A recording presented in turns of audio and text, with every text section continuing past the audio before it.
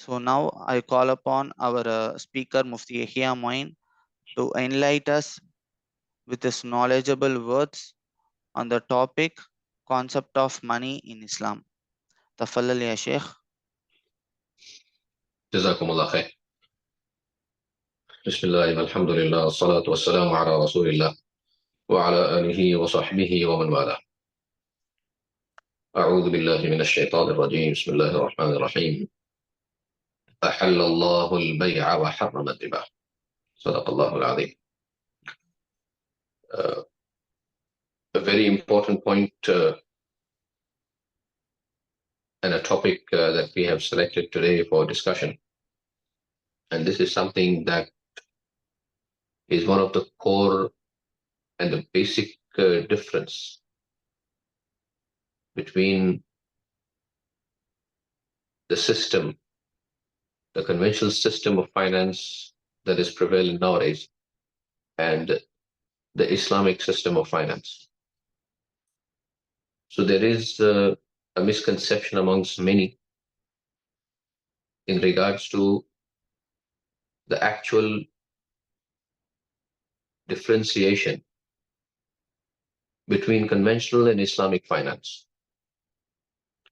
Some feel that this is merely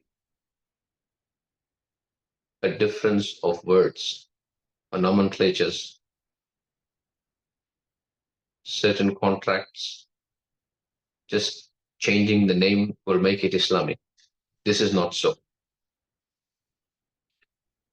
In reality, the basic core differences are found in the Islamic economic system and the conventional financial system.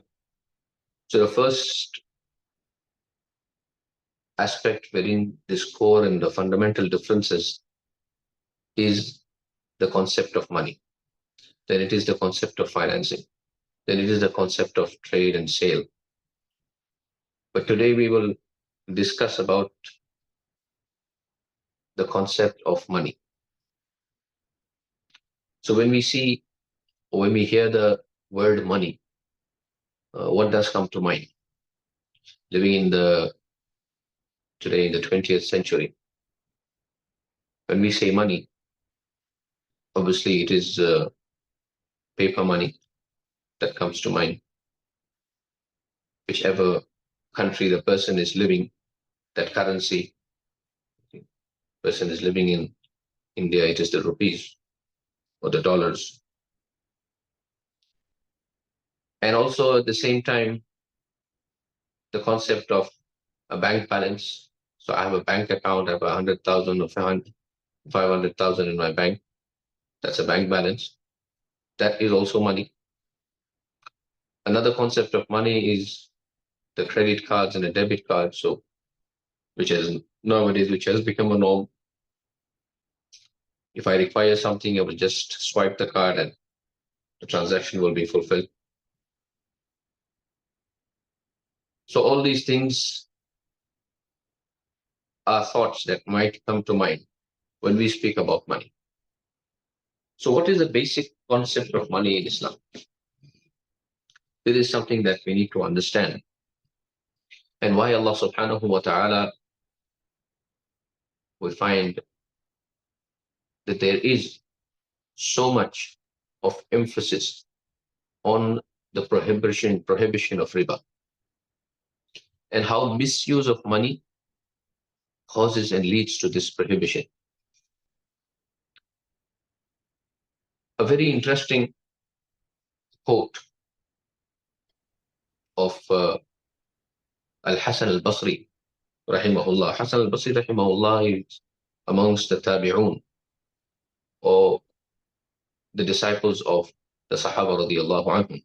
So tabi'un or tabi'i is that individual, that person who comes after the generation of the Sahaba radiallahu anhum. Those who haven't witnessed the Nabi of Allah sallallahu alayhi wasallam in the state of Iman, Sahaba, the companions of Nabi Kareem sallallahu alayhi wasallam. But those who have seen the Sahaba radiallahu anhum are known as the tabi'un. A great Sufi, a great jurist, Hasan al-Basri rahimahullah, he says that money is a companion, such a companion of yours, that you cannot benefit from it unless it leaves you. You cannot benefit from it unless it leaves you. A profound statement through which many inferences can be made. What do we learn from this? The first thing that we learn is that money is not the objective. It is not the ultimate objective. It is a means to acquiring the objective. So this is the basic maxim that can be inferred from this profound statement. And number two, that money is not the objective, and money is a medium of exchange.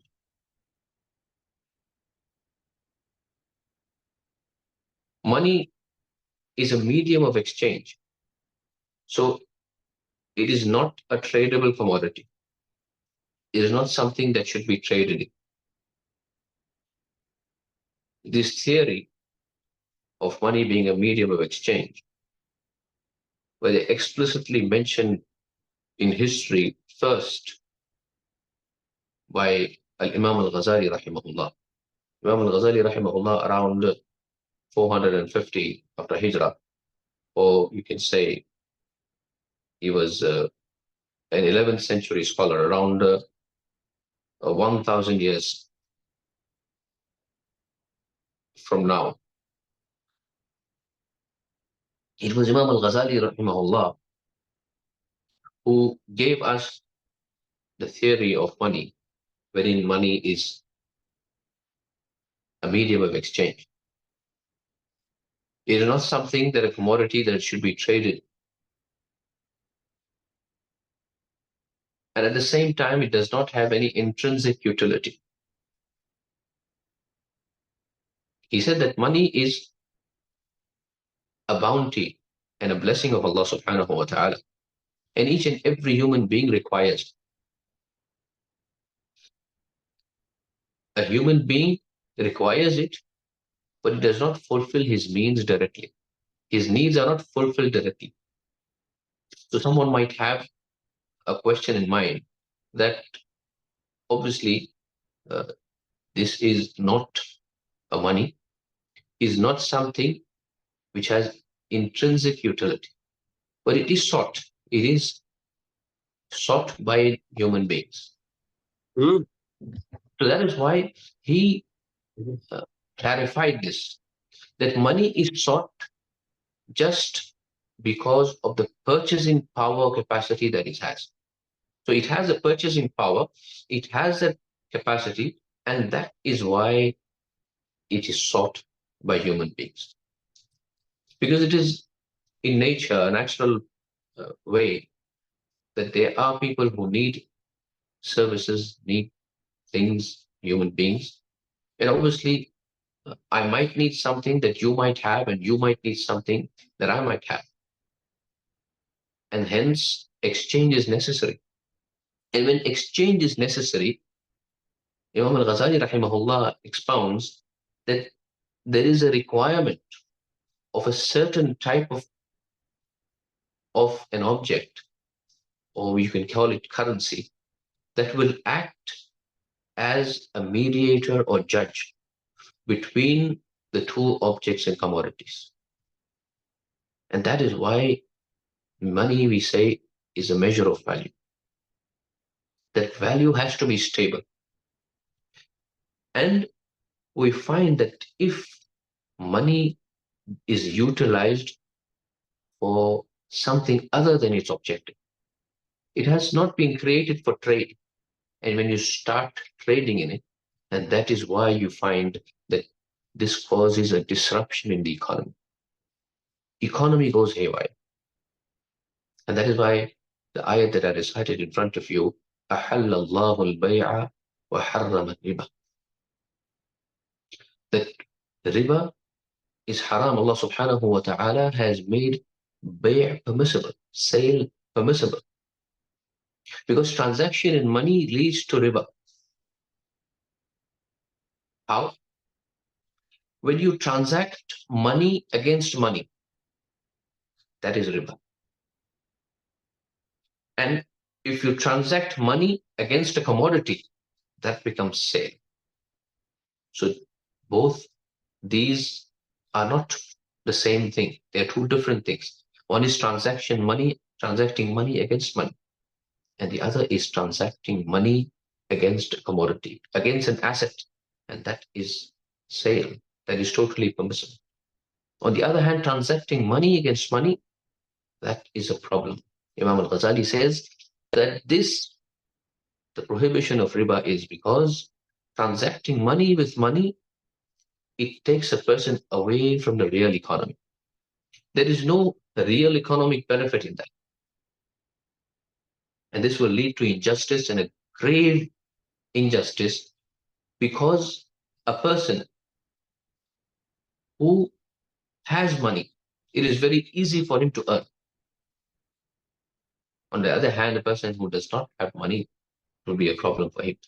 Person having money, he is earning without putting any extra benefit of his own, any extra effort. So this will create an inequality in society. And this is one of the grave reasons of prohibition of it. So now when this theory was purported, that of theory of money being a medium of exchange, like I said, around 1,000 years ago by Imam Ghazali, rahmatullah alayhi, there were other economists who also admitted it thereafter. But this theory was not followed thereafter according to its logical end. So when you say, or when we say that money is a medium of exchange, this means that it is not a tradable commodity, and hence trading in money should be stopped. But unfortunately, trading was not stopped and hasn't stopped till now. Even though it has become clear that this is something which is destroying the economy. So initially, it started with trading money against money, introduction of riba, of interest, and then thereafter, the paper money came into existence. Then thereafter, basically the papers, the financial papers representing debts which were discounted in the market. And then furthermore, for easy money, derivatives came into existence. The derivatives, futures and options and swaps, etc., etc. All these things have no connection whatsoever with the real economy.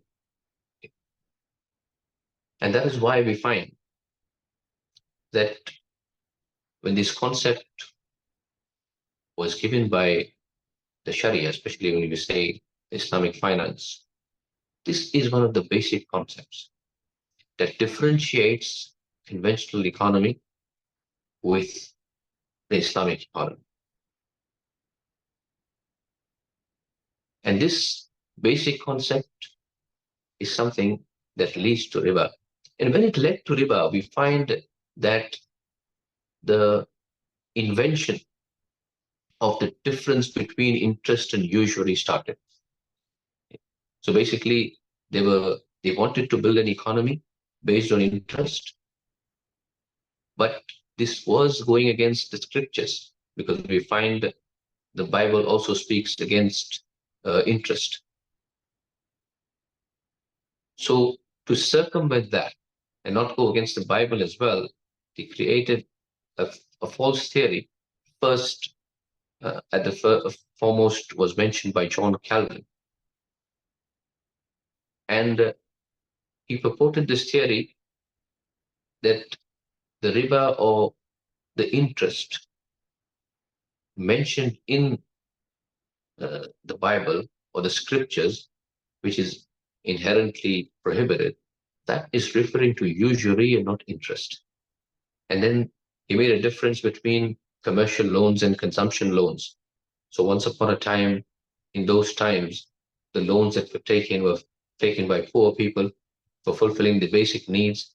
And here it is totally different, because the person who is taking a loan is not poor, and that makes it permissible for a person to take riba or interest in this case. So there was no difference between interest and usury, but thereafter this was invented from their own side, just so that they can support. And thereafter a time came when the Vatican itself gave its own money on interest. But when we look at it, there is no logical reasoning behind it. It does not appeal to logic, because when a transaction is a transaction, and it does not depend on whether uh, the contracting parties are wealthy or the contracting parties are poor. So you have a sale transaction. I'm selling bread to you. I'm selling biscuit to you. I will sell the biscuit rather to a person, rather regardless if the buyer is a wealthy person or the buyer is a poor person, and I can profit from both. In the same way, if the contract is invalid, if the contract is riba, then regardless of it being taken by a wealthy person or a poor person, the validity will not make a difference. So this is mentioned by Mufti Shafi Uthmani, an analogy with this in this regard. He used to mention that the fallacy of it, to explain and to highlight its fallacy and how flimsy is it, that a person, a musician, went for Hajj, a singer, went for Hajj from the Indian subcontinent. And on the way, obviously, in those times, it was a very difficult journey and would take a long time. And so during that journey, they came across, he had to stay in certain local caravans and travel with them. So at night time, they would start some sort of entertainment, and people would come and they would start singing. So he made this statement when he heard that the voice, it was so uncomfortable for him and so awkward and so unpleasant that he made this statement that may Allah subhanahu wa ta'ala have mercy on our beloved Prophet Muhammad sallallahu alayhi wasallam, that he prohibited music after hearing the music or the sound of these Arab singers. If the Nabi of Allah sallallahu alayhi wasallam would have listened to our music, he wouldn't have prohibited. So obviously it is a laughable statement, and it is something that has no basic logic or background to it, no substance to it. And this is exactly the same way in the case wherein a person says that there is a difference between usury and interest. And this type of usury, when we say in the Quran or the Hadith, riba is meant by riba that is prohibited is usury, and it is not interest. So this is something that the differentiation is. And unanimously, this has been disregarded by all Muslim scholars, and especially the Islamic Fiqh Academy of Jeddah. They have passed a resolution disregarding all such arguments, and have stated that there has been an ijma or a scholarly consensus on this issue, that this no longer stands anywhere, especially in the Islamic scholarship, and there is no difference and there is no basically any substance at all to this argument. So this is something which we had to share with regards to the concept of money in this session. And this is because it is a bit extensive. We have kept a couple of sessions for this, inshallah. We will continue with it, inshallah, in the next session as well. Now, coming towards certain queries that we received in the last session. Very good queries. And one of the queries with regards to the expiation and the repentance with regards to fiqh al-mu'amalat or deviations in mu'amalat, that is something that will be dealt in a separate session altogether. That will require a separate session, and hence we have decided that after we culminate this, the concept of money, thereafter we will take a session on that as well. And with regards to another query that was mentioned, there are two parties wherein social inequalities have taken place. Certain parties have been forced, or mutual consent has not been sought.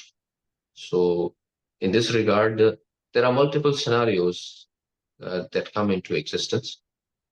And I think this is also something that will have to be discussed in a proper setting, that who is basically responsible and who would be responsible for it. Because when we, especially in Sharia, each and every person is responsible according to the capacity they have. So if I see that there is an action in society that is leading to vices, that is leading to sin, that is leading to something which is wrong, it is my responsibility to speak against it. It is my responsibility to not partake in it. Okay? Something like this is happening, wherein it is being used to cause a certain type of injustice. Then that injustice is not only something that I speak against, but I continue doing it. No, it is necessary that I also refrain from it. I advocate against it. And this is also one of the fara'id of deen, one of the basic injunctions, also known as amr bil ma'ruf and nahi anil munkar. Obviously, there are details to it, that with regards to how much and who on whom it is fard and to what degree. That is something that can be left for future discussion, inshallah. I think I have touched upon the queries, and inshallah handing over to the host, bi'idhnillah. Jazakumullah khair.